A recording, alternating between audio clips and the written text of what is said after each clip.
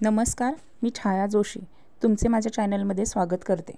आज आपण कथा ऐकत आहोत असंही होऊ शकतं। लेखिका मानसी कावले आणि सादरीकरण छाया जोशी। या कथेच्या सर्व मान्यता लेखिकेकडे सुरक्षित आहेत याची सर्वांनी नोंद घ्यावी। सदर कथा काल्पनिक असून कथेतील पात्र किंवा घटना प्रसंग काल्पनिक आहेत। त्याचा वास्तव जीवनाशी कोणताही संबंध आढळल्यास तो केवळ योगायोग समजावा ही विनंती। कथेतील कोणत्याही विचारांचे लेखिका समर्थन करत नाही, ते केवळ विषयावर केलेले भाष्य आहे। लेखनातून कोणाच्याही भावना दुखावण्याचा लेखिकेचा हेतू नाही। तसे झाल्यास क्षमस्व। कधी एकदा आपण आभाच्या घरी पोहोचतोय असं झालं होतं प्रणयला। मनातून तर फार वाटत होतं गाडी 200च्या स्पीडने पळवावी आणि सांगितलेल्या वेळेच्या आधीच आभाच्या दारात जाऊन उभं राहावं। पण मुंबईचं ट्रॅफिक, दर 15 मिनिटांनी गाडी थोडीशी हलत होती, पुन्हा ठप्प। आभाशी लग्न ठरल्यापासून प्रणय स्वतःवर जाम खुश होता। ऑफकोर्स स्थळ तसंच होतं ना, एकदम चहूअंगांनी समृद्ध, चारों उंगलियां घी में और सर कढ़ाई में और क्या म्हणतात ना तसं। आताही त्याच्या चेहऱ्यावर ती खुशी झळकली। एकतर आभाकडे CA, LLB, CAS अशा सगळ्या भरमसाठ डिग्र्या आहेत। ती काहीही करू शकते असं तिच्या आईवडिलांचं म्हणणं होतं। पण सध्या BPL सारख्या नामांकित कंपनीत CAच्या पोस्टवर आहे। तिला पुढे कधीतरी वकिली करायची आहे म्हणतीये ती। तिचा पुण्यात स्वतःचा IT पार्कमध्ये 2 BHKचा फ्लॅट आहे। मैत्रिणीला काढायचा होता, हिने घेतला। इन्व्हेस्टमेंट पुण्यातच का, मुंबईत का नाही घेतला? कारण लग्नानंतर किंवा तशीच गरज पडली तर तिला कंपनीच्या क्वार्टर्समध्ये 3 BHK मिळू शकतो। म्हणजे वाटलं तर तो फ्लॅट भाड्याने देऊन क्वार्टर्समध्ये राहता येईल, वाटलं तर तो विकून इकडेही घेता आला असता। आभा म्हणेल तसं, कारण तिला मुंबईतच राहायचंय। एकुलता एक भाऊ, तो सुद्धा IT इंजिनियर होऊन अमेरिकेत सेटल झालेला। नुसता सेटल नाही, तिथे त्याने स्वतःचं घरसुद्धा घेतलं आहे। कधीतरी वाटल्यास अमेरिकावारी करता येणार होती, तीही फुकट, आभाच्या नाही तर मेहुण्याच्या खर्चाने। तिकडे नोकरी मिळवायची झाली तर त्याचा हात धरून प्रयत्न करता येईल, आणखीन काय हवं? शिवाय आभाच्या आईवडिलांचा बोरिवलीसारख्या मुंबईतल्या प्राईम लोकेशनवर, स्टेशनपासून फक्त चालत 10 ते 15 मिनिटाच्या अंतरावर टॉवरमध्ये 2 BHK फ्लॅट आहेच।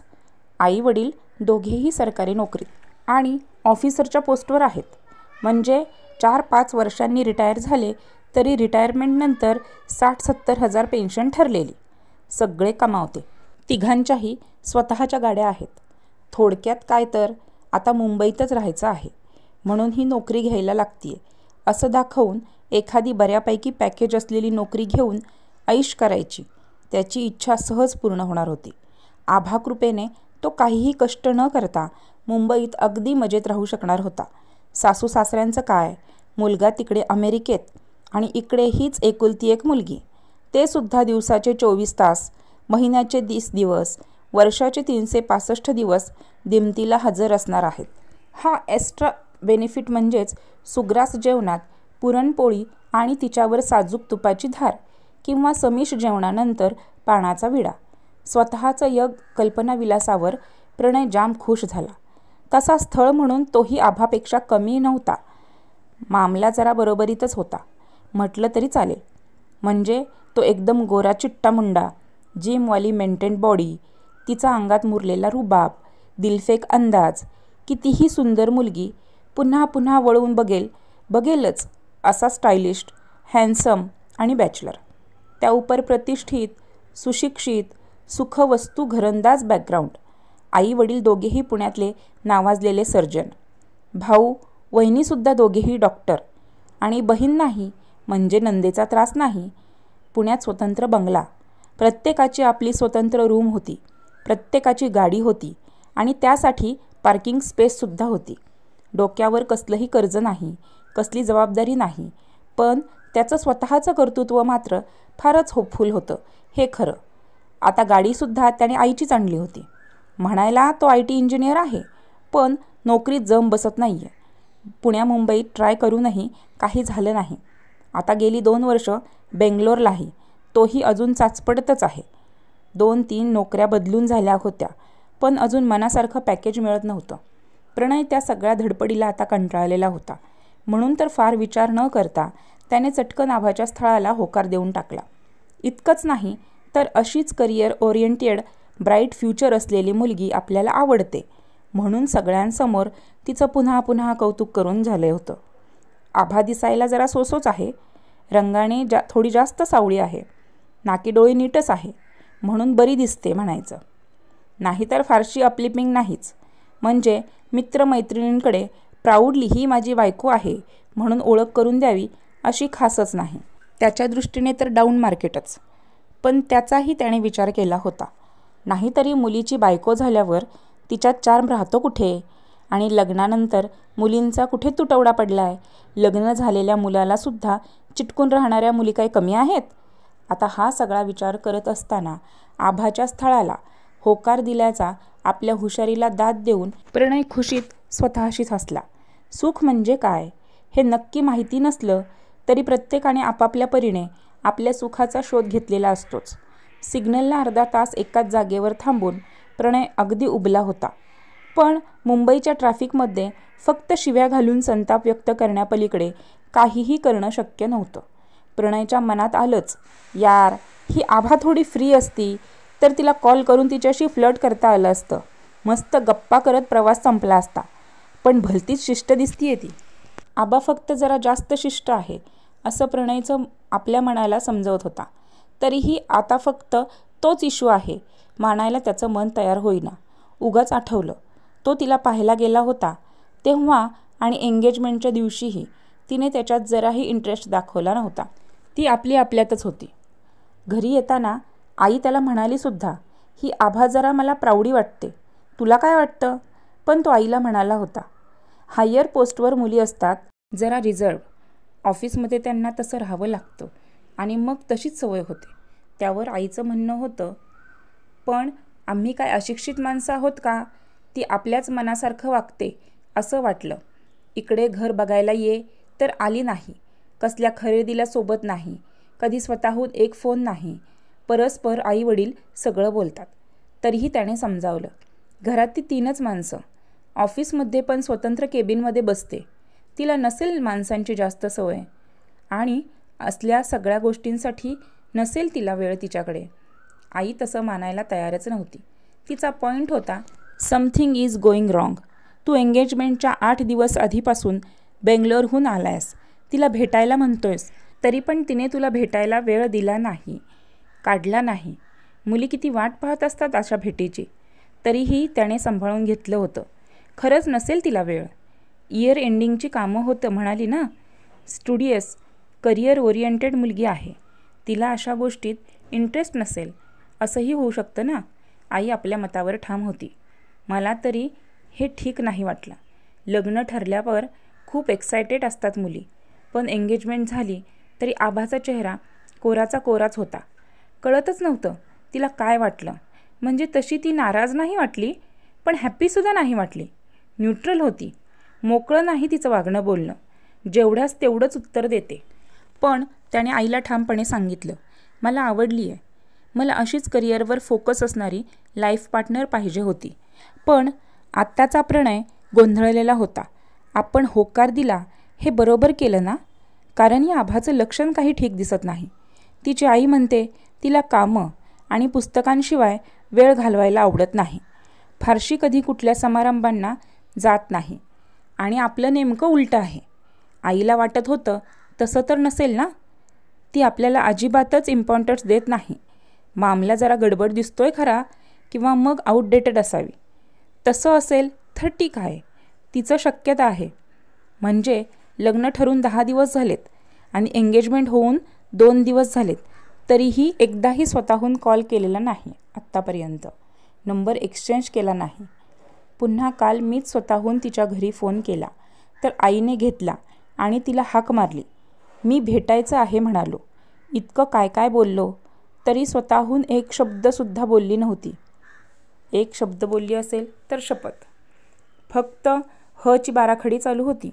हा, हू, ह, हो हेच चाललं होतं. वात आणला होता नुसता. असं कोण करतं हल्ली यार. मुली मरत असतात मुलाला भेटायला. नशीब आता तर भेटायला तयार झाली. लग्न झाल्याशिवाय भेटायचं नाही म्हणाली नाही. आता आज बघू काय करते ते.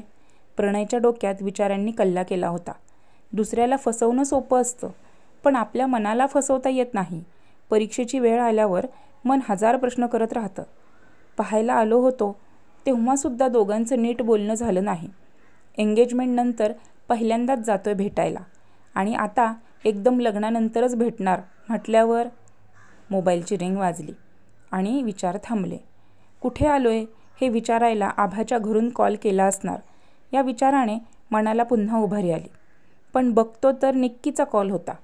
तो आता निक्कीशी बोलण्याच्या मूडमध्ये अजिबात नव्हता. त्याला प्रश्न पडला, आता काय करावं.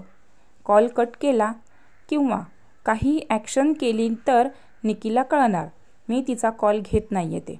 तसाच चालू ठेवायचा म्हणजे रिंग बंद होईपर्यंत मन अस्वस्थ राहील. पण दुसरा काही इलाज नाही. मी एंगेजमेंट केली आहे हे तिला माहिती नाही आहे. आधीच गेला आठवडाभर तिला मी टाळतोय हे तिच्यात लक्षात आलंय बहुतेक. त्याने कॉल तसाच राहू दिला. रिंग वाजत राहिली. तेवढ्यात सिग्नल क्लिअर झाला. प्रणयला हायसं वाटलं. आता 5-10 मिनिटातच आभाचं घर येणार होतं. थोड्या वेळाने मोबाईलची रिंगही बंद झाली. प्लॅटिनियम पार्क येताच गाडी गेटजवळ थांबवून प्रणयने आभाच्या घरी फोन लावला. नेहमीप्रमाणे तो आभाच्या आईने घेतला. ही फोनजवळ बसूनच असते की काय असं म्हणत प्रणय मनात चरफडला. अरे जावई पहिल्यांदा घरी येतोय तर तो आता कुठे पोहोचला आहे, किती वेळाने येतोय याची चौकशीसुद्धा करता येत नाही तुम्हाला, असं खडसावून विचारावंसं वाटत होतं. पण डोकं शांत ठेवणं शक्य तितक्या नम्रपणे बोलावं लागणार होतं. मनातला राग गिळून त्याने सुरुवात केली. नमस्कार आई, प्रणय बोलतोय. मी आलोय, खाली गेटजवळ गाडीत आहे. आभा तयार असेल तर खाली येईल का प्लीज म्हणायला टाळलं त्याने. छे छे, अहो असं कसं चालेल. जावई आहात तुम्ही आमचे. पहिल्यांदा येताय आणि परस्पर बाहेरच्या बाहेर कसे जाताय. आम्हाला जावयाचं थोडं आदरातिथ्य करायला नको. तुम्ही वर या पाहू. कधीचे वाट पाहतोय आम्ही तुमची. आभाच्या आईचा उत्साह बोलण्यातून तरी उतू चालला होता. Sorry I, very sorry. पण मी आता घरी आलो तर खूप उशीर होईल बाहेर जायला. निघेपर्यंत काळोख पडेल. त्यापेक्षा जाताना आभासोबतच येतो ना प्लीज. एवढं सांगून नाईलाज झाल्यासारखा तो सासूच्या उत्तराची वाट पाहत बसला. पण पलीकडे मामला थंड होता. मनातून प्रणय जाम वैतागला होता. मनात म्हणत होता, आदरातिथ्य माय फूट. अरे मी इतक्या लांबून तुमच्याकडे काय खाण्यापिण्यासाठी आलोय का. हेच आभाने सांगितलं असतं तरी एक वेळ ठीक होतं. सासूबरोबर टाईमपास करायला कुठल्या मुलाला आवडेल. पोरीला बोलू द्यायचं तर जेव्हा तेव्हा स्वतःच मध्ये कडमडते. पण कितीही वाटलं तरी जोपर्यंत आभाशी बोलणं होत नाही तोपर्यंत तरी असं तिच्या आईला झेलायला लागणारच होतं. त्याने 2-3 वेळा हॅलो हॅलो केलं. तेवढ्यात बहुतेक सासू आभाला त्याचा निरोप पोहोचवून आली होती. शेवटी एकदाचं तिचं उत्तर आलं, ओके ओके, बरोबर आहे तुमचं पण. सांगितले आभाला, ती येते 5 मिनिटात खाली. बाकी सगळं ठीक आहे ना. घरी सगळे बरे आहेत ना. हो हो एकदम सगळं ठीक आहे. फायनली सासूने फोन ठेवल्यावर प्रणयला हायसं वाटलं. कटली एकदाची म्हणत त्याने एक सुटकेचा निश्वास टाकला आणि साईड मिररमध्ये आपला चेहरा पाहिला. हो, आभाला चेहरा त्रासिक दिसायला नको म्हणत एक छानशी स्माईल करून पाहिले. प्रणय स्वतःवर खुश होता. त्याचं मन सांगत होतं, आभाने मला फॅमिलीसोबत पाहिले. तिने माझ्यातला खरा प्रणय कुठे पाहिलाय अजून. उगाच नाही पोरी मरत माझ्यावर. आत्तापर्यंत तिला सवय नसेल ह्या सगळ्याची. अजून कोणी पाहिलंच नसेल ना तिच्याकडे. आज स्वतःला लक्की समजेल. आफ्टर ऑल माझ्याशी गाठ पडली आहे. येस, असंही होऊ शकतं असं वाटलं. आणि माझ्यातला प्रणय माझ्याशी गाठ आहे या शब्दाच्या दुसऱ्या अर्थाचा विचार मनात येताच तो स्वतःच्या कलाकारीवर खुश झाला. शब्दांना काय द्यावे तितके अर्थ असतात, पण त्यावेळी मनातल्या भावना सांगतात तो अर्थ खरा. प्रणय आभाला भेटायला जाम उतावीळ झाला होता. अगदी गेटकडे डोळे लावून बसला होता. तसेच त्याच्या लक्षात आलं, निकीचा फोन आला होता, आत्ता पुन्हा येऊ शकतो. आता आभा आल्यावर कसलाच डिस्टर्बन्स नको म्हणून त्याने निकीचा फोन आला तर अजिबात घ्यायला नको असे ठरवले. बाकी घरचे सगळे समजून घेतील. घाईघाईने त्याने मोबाईल स्विच ऑफ केला. आता त्या दोघांमध्ये कोणीही असणार नव्हतं या विचाराने तो पुढच्या तयारीला राहिला. आभा आली आणि तिच्याशी काय बोलायचं, काय सांगायचं, काय विचारायचं या सगळ्याची डोक्यात हजारदा उजळणी झाली होतीच. आता फक्त प्रात्यक्षिक बाकी होतं आणि समोरून आभा येताना दिसली. आभाला घाईघाईने गेटकडे येताना पाहिलं आणि प्रणयने खुशीत येऊन छातीत दीर्घ श्वास भरून घेतला. आभाला सुद्धा भेटण्याची घाई आहे म्हणजे अर्धी लढाई फत्ते होती. पुढचं मैदान त्याच्या सरावाचं होतं. पण ती जवळ आल्यावर तो थोडा निराश झाला. आज त्याला ती पहिल्या इतकी सुद्धा खास वाटली नाही. लेमन कलरचा लखनवी ड्रेस तिच्या सावळ्या रंगाला अजिबात सूट होत नव्हता. त्यात ती अजूनच डार्क दिसत होती. मुळात तिच्या काहीशा कृशबांध्याला साडी इतका ड्रेस सूटच होत नाही असं त्याला वाटलं. पण तसं त्याने चेहऱ्यावर दिसू दिलं नाही. आबा गाडीजवळ येताच शेजारच्या सीटवर वाकून त्याने तिच्यासाठी दरवाजा उघडला आणि तिच्याकडे बघून हाय म्हटलं. तिने फॉर्मल स्माईल दिलं आणि आत बसताच काहीही न बोलता आधी सीट बेल्ट लावला. प्रणयने नोटीस केलं, भारी शिस्तीची दिसतीये, म्हणजे खडूसच. त्याने लगेच तिच्यासाठी आणलेला गुलाबाचा बुके आणि मोठं कॅडबरी फॉर यू म्हणून तिला दिलं. त्याला वाटलं आता बोलायला लागेल. घरून कधी निघाले, ट्रॅफिक फार मिळालं का, किती वेळ लागला असं काहीतरी विचारेल किंवा मग कुठे जायचं वगैरे आणि बोलणं सुरू करता येईल. पण आभाने थँक्स म्हणून स्माईल करून दोन्ही वस्तू हातात घेऊन गाडीच्या डॅशबोर्डवर ठेवल्या आणि नुसतीच गाडी सुरू व्हायची वाट पाहत असल्यासारखी बसून राहिली. प्रणयने ओळखलं ती स्वतःहून काही बोलण्यातली नाही. आता तिला बोलतं करण्यासाठी आणि वातावरण मोकळं करण्यासाठी त्यालाच मुद्दाम काहीतरी करावं लागणार आहे. त्याने स्माईल करून विचारलं, निघायचं? आभाने होकारार्थी फक्त मान हलवली. इतक्यात आभाला कोणाचा तरी कॉल आला. विल कॉल यू लेटर असे तिने सांगून कॉल कट केला आणि काहीतरी मेसेज टाईप करत बसली. प्रणय आधीच येताना ट्रॅफिक जाममुळे कंटाळलेला होता. अजून ड्राईव्ह करून कुठे जावं असं वाटत नव्हतं आणि वेळही फुकट घालवायचा नव्हता. गोराई बीच घरापासून काही मिनिटांवरच होता.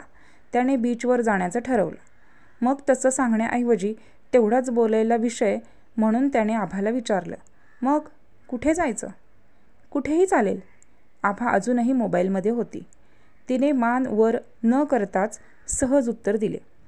आभाच्या वागण्यात प्रणयला अपेक्षित एक्साइटमेंट दिसत नव्हती. तिच्या हातातला मोबाईल घेऊन फेकून द्यावा असं त्याला वाटत होतं. इतका तो चिडलेला होता. तरीही तसं न दाखवता त्याने पुन्हा वरवर हसत विचारले, गोराई बीच? आभाने एक नजर टाकून होकारार्थी मान हलवली. प्रणयने वैतागत जोराचा हिसका देऊन गाडी स्टार्ट केली. जरा जास्तच स्पीड दिला आणि त्यावर आभाचे एक्सप्रेशन्स पाहण्यासाठी मिररमधून तिच्यावर नजर टाकली. तरीही आभाने त्याच्याकडे पाहिलं नव्हतं. विशेष म्हणजे अजून आभा मोबाईलमध्येच होती. ती आपल्याकडे अजिबात पाहणार नाही याची खात्री वाटल्याने प्रणयने तिला प्रलक्षपूर्वक निहाळून पाहिला. त्याची पहिली प्रतिक्रिया ही होती की माझ्यासोबत डेटवर आली आहेस की अशीच भेटायला? जराही मेकअप नाही, फक्त मरून कलरची लिपस्टिक लावली होती जी तिच्या रूढ चेहऱ्याला वेगळीच चीप लुक देत होती. कानात दिसेल न दिसेल बारीक काहीतरी, बहुतेक डायमंडचं असावं. गळ्यात मॅचिंग पेंडंटची बारीक चेन, उजव्या हातात मोठं घड्याळ, इम्पॉर्टेंट, भावाने दिलेलं असावं. डाव्या हातात कड्यासारखं काहीतरी. फेदर कट, केसांना क्लिप लावली होती. त्यात ते नीट बसलेही नव्हते. जसं घरात काम करता करता कुठे जावं लागलं तर गुंडाळलेले केस घेऊन जातात तसं जावं तशी. त्या व्यतिरिक्त जवळ एक वॉलेट आणि तो मोबाईल. डेटसाठी विशेष तयार झाली होती असं कुठल्याही अँगलने पाहिलं तरी अजिबात वाटत नव्हतं. प्रणयला स्वतःची कीव आली. तो इतकी मेहनत घेऊन तयार होऊन आला होता तर अजून त्याच्याकडे आभाची नजरही गेली नव्हती. प्रणयची सगळी एक्साइटमेंट जळून खाक होऊन गेली होती. कानातून जसा धूर निघत होता. समजते काय ही स्वतःला? मन म्हणालं. एक वेळ दुसऱ्याला खुश करणं सोपं, त्यांच्या मनासारखं वागणं आपल्या हातात असतं, पण त्याने आपल्या मनासारखं वागण्यात आपली खुशी असेल तर स्वतःला खुश ठेवणं किती कठीण. बीचवर गेल्यावर सुद्धा आभा प्रणय बसल्यानंतरच त्याच्यापासून थोडं अंतर ठेवूनच बसली. तिच्या या कृतीने प्रणयला सांगितलं, तुझे सगळे प्लॅन आज फेल झाले आहेत आणि यापुढे सुद्धा सगळे प्लॅन फेलच होणार आहेत. आणि तसंच झालंही. आज त्यांची ही लग्नापूर्वीची पहिली आणि शेवटची भेट होती. आता तो बेंगलोरला गेला की थेट लग्नासाठी सुट्टी घेऊन येणार होता. त्याला वाटलं होतं आभा एवढं तरी विचारेल, बेंगलोरला कधी जाणार, लग्नासाठी सुट्टी कधीपासून घेणार, जॉब चेंज करणार वगैरे वगैरे. आणि त्याने इम्प्रेस करण्यासाठी त्याची वेगवेगळ्या ढंगातील उत्तरे सुद्धा तयार करून ठेवली होती. आरशात नक्कलही झाली होती. पण आभा एकटी आल्यासारखी, विचारात हरवल्यासारखी समुद्राकडे पाहत शांत बसली होती. मध्ये 1-2 कॉल आले, ते मात्र तिने न सांगता न घेताच लगेच कट केले. बराच वेळ दोघंही गप्प होते. वाट पाहून मग प्रणयनेच बोलायला सुरुवात केली. उगाच तिच्या घरच्यातली चौकशी केली. आपल्या घरातल्या लग्नाची तयारीबद्दल माहिती दिली. तो कशी मुंबईत नोकरी शोधतोय ते सांगितलं. प्रणय एकटाच बोलत होता. आभा फक्त विचारलेल्या प्रश्नांची उत्तरं देत होती, मुलाखतीत देतात तशी. प्रणयला कळत नव्हतं, असं का? ही अशीच आहे की आपल्याशी मुद्दाम अशी वागतीये? मुद्दाम करते म्हणावं तर बोलण्यात जराही उर्मटपणा नव्हता. मनाविरुद्ध आलीये असंही दिसत नव्हतं. रिलॅक्स वाटत होती. सहज वागत बोलत होती. याआधी भेटली तेव्हा होती तशीच. मन म्हणत होतं डेटवाली बात झालीच नाही. प्रणयला एकदम निक्की आणि शुभ्रा आठवल्या. निक्कीला दूर राहायला, गप्प बसायला सांगावं लागतं. सतत बडबड करत असते. तिला नेहमी काही ना काहीतरी सांगायचं असतं. सारखी चिटकत असते. शुभ्रा तर आपल्या मोठ्या मोठ्या डोळ्यांनी इतकं सांगते की तिला वेगळं बोलायची गरजच पडत नाही. इकडे असताना काही ना काही कारण काढून ती घरी येते आणि न बोलता अवतीभोवती फिरभिरत असते. मग तिकडे गेल्यावर जवळ नसली तरी जवळच असते. निघायचं, काळोख पडायला लागलाय. आभाच्या आवाजाने प्रणयची तंद्री भंग झाली. आत्तापर्यंत आभा स्वतःहून बोलली असं हे एकमेव वाक्य होतं आणि ते सुद्धा नको असलेलं. प्रणयचं डोकं सटकलं होतं. अरे यार, कशी आहे मुलगी ही? सगळे प्रेमी इथे काळोख पडायला लागल्यावर येतात आणि हिचं माझ्याशी लग्न ठरलंय, काळोख पडत आलाय म्हणून जायचं म्हणते. ऑफिशियली नवरा असलेला हँडसम मुलाला इडियट, पुअर गर्ल. प्रत्यक्षात मात्र तो वरवर हसून उठत म्हटला, ओ येस येस डेफिनेटली. पण निघताना त्याला अगदी सुटल्यासारखं वाटलं, कारण त्याच्याकडे विचारायचे सगळे प्रश्न आता संपले होते. अजून दुसरं काही करण्याची हिंमत नव्हती. प्रणय इतक्यात हार मानणाऱ्यातला नव्हता. उलट त्याला ह्या एक वेगळाच चॅलेंज वाटला. कॉलेजपासून अशा कितीतरी आकडू मुली पटवल्या होत्या. आता तो बेंगलोरला गेल्यावर आभाला कॉल करणार होता. मग प्रत्यक्षात तिलाच कॉल केल्यावर आभा कशी बोलायचं टाळते हे त्याला पाहायचं होतं. त्यासाठी मोबाईल नंबर एक्सचेंज करायचा अवकाश होता. नंबर मागण्यासाठी सुद्धा त्याने मनातल्या मनात वेगवेगळ्या वाक्यांची प्रॅक्टिस केली होती. आधी आभा स्वतःहून त्याचा नंबर मागते का पाहण्यासाठी तो तिचं घर येईपर्यंत काही बोलला नाही. तशी आताही घरी पोहोचेपर्यंत गाडीत पूर्ण वेळ आभा मोबाईलमध्ये डोकं घालून बसली होती. शेवटी उतरताना सहज बोलावं तसं तो बोलला, अरे नंबर एक्सचेंज केले नाहीत, मिस कॉल देते म्हणत तिने शांतपणे मोबाईल उघडून मिस कॉल देऊन विचारलं, ओके. आभा तिचा नंबर द्यायला लगेच तयार झाली. या आनंदाच्या भारात प्रणयला काय बोलावं सुचलंच नाही. आभाने मिस कॉल दिल्यावर तो पटकन फक्त ओके म्हणाला. नंतर त्याच्या लक्षात आलं, आभाने मिस कॉल दिला याचा अर्थ तिच्याकडे माझा नंबर सेव्ह होता आणि तरीही तिने मला एकदाही कॉल केला नाही. याचा अर्थ काय होतो? प्रणयला आता भविष्यातल्या लग्नानंतरचा रोमांस कसा असेल याची कल्पना आली. आजवर त्याच्याशी बोलायला तळमळणाऱ्या, तरीही त्याला त्याची पर्वा नसणाऱ्या मुलींशी तो असाच वागला होता. तो थोडा बेचैन झाला आणि तो प्रश्न मनावर येऊन धडकला, आपला आभाशी लग्नाचा निर्णय चुकला का? व्यवहार नेहमी शहाणपणाचा ठरतो असं नाही. कधीतरी व्यवहारही फसतो. तेव्हा तो न भरून निघणारा नुकसानच करतो, पण रसातळाला घेऊन जातो. प्रणय आभाला सोडायला तिच्या घरी गेला तेव्हा त्याला वाटलं होतं त्याहून जरा जास्तच आगत स्वागत झालं. पहिल्या भेटीची आठवण म्हणून आभाने त्याला शर्ट दिला होता, पण ती सासूची आयडिया असावी हे कळत होतं. सगळ्यांचं पाहुणचारात त्याला आभाचा सहभाग घरी आलेल्या एखाद्या खास पाहुण्याला अटेंड करावा तसा आणि तेवढाच वाटला. त्याला वाटलं अरेंज मॅरेजमध्ये असंच होत असावं. तो घरी जायला निघाला तेव्हा सगळेच गेटपर्यंत सोडायला आले. त्यात आईवडिलांसोबत आभाही होती. पण इतकंच स्पेशल वाटावं असं तिच्या वागण्यात काहीही नव्हतं आणि बोट दाखवता येईल असंही काही नव्हतं. एकंदरीत सगळं आभा प्रकरण विश्वास ठेवावा तसं होतंही आणि नव्हतंही. मनातला गोंधळ संपत नव्हता. प्रणय हैराण होता.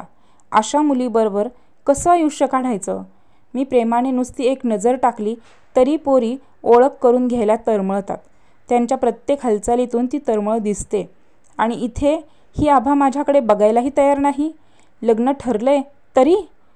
प्रणयला हे एक्सेप्ट करायला जरा जडच जाणार होतं. पहिल्याच भेटीत तो मनात अस्वस्थता, बेचैनी घेऊन जात होता. गाडी चालवता चालवता प्रणय दोघांच्या वागण्याचं एनालिसिस करत होता. आज आपण असं कसं काय वागलो असं वाटत होतं, जसं ती आपली बॉस आहे आणि आपल्याला तिची मर्जी सांभाळायची. असं आजवर कधीच झालं नव्हतं. ही पैशांची पावर होती का? पण आभाचं वागणं बिलकुल तसं नव्हतं. आता तू सांग ना काहीतरी, किंवा तू काहीच बोलत नाही आहेस, किंवा मी एकटाच बोलतोय असं कितीदा मनात घोकूनही प्रत्यक्षात तोंडातून शब्द बाहेर फुटलेच नाहीत. निदान थोडं तिच्यासारखं गप्प बसून तरी राहायला पाहिजे होतं. शिट यार, इतका कसा मी हा झालो? आता त्यालाच हे कोडं सुटत नव्हतं. प्रणयला आता आभापेक्षा स्वतःचा राग जास्त येत होता. त्याला वाटलं आत्ता आभाला कॉल करून विचारावं, बाई तुला मी पसंत आहे ना? पण लगेच वाटलं नो नो, म्हणजे पुन्हा तिलाच भाव द्यायचा का? ती मला पसंत नापसंत करणार? राहून राहून एकच डोक्यात एकच संगीत वाजत होतं. यार फायनली आपण लग्न करतोय असा फीलच येत नाहीये. घरी गेल्यावर घरच्यांना सगळं असं आहे हे सांगायचं का? मग सगळ्यांनी ठरवू देत पुढे काय करायचं ते, की होऊन जाऊ दे लग्न, लग्नानंतर होईल सगळं ठीक. असंही होऊ शकतं. आयुष्यात पहिल्यांदाच प्रणय आपल्या भविष्याचा इतका गांभीर्याने विचार करत होता. त्याची कारणंही बरीच होती. आज आपण इथे थांबतोय. ही कथा तुम्हाला कशी वाटली हे मला कमेंट करून नक्की सांगा. त्याचबरोबर कथा आवडली असेल तर लाईक, शेअर आणि सबस्क्राईब करायला विसरू नका. तर पुन्हा भेटूया पुढच्या भागात. तोपर्यंत धन्यवाद.